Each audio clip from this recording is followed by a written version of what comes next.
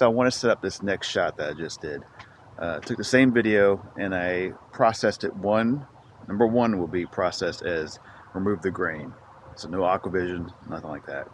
The second one will be remove the grain and add color plus. And then the third image will be aquavision 2.0. It's going to give you a different look of each and which one you may like the best. My thing, if you got light, like sunlight involved with the water, you may want to not use aquavision. It kind of takes that pretty blue away. But if you're under the water, looking at coral and stuff, aquavision is maybe a way to go. Then maybe you can enhance it even better when you get out in post. All right, let's watch that and I'll come back at the end.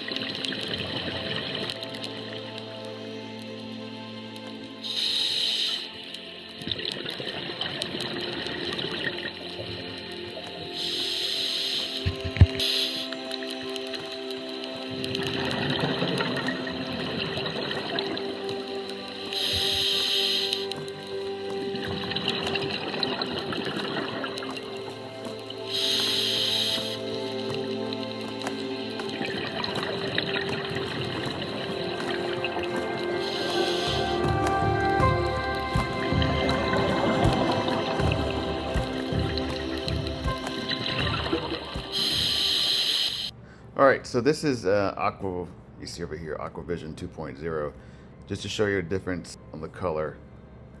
So once I select it, that's what happens. So gives it more of a true to life than a washed out look. Let me see if I can, we'll just play it and show you.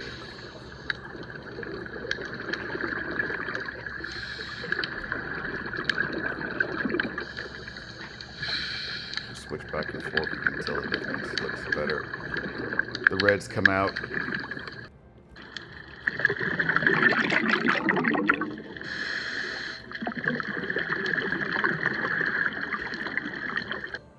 Pause it here. So it's a different look. You may not like that look. You may want to do something yourself in post when it comes to playing with the white balance. But it gives you a quick and fast way to process the video to make it look better for scuba diving or underwater snorkeling. Alright, so tell me what you think about the Insta360 Go 2 aquavision with the dive case. So I had the opportunity to go down and do some scuba diving just recently. I'm a newbie at it. We went down to Florida and Palm Beach, had a trip, and had the opportunity to get this camera, get the dive case for it, and see if I liked it, see what it was all about. Would this be a better device or easier device to use than the GoPro under the water? So, what do you think from the footage? I didn't really know what to expect when I did the results.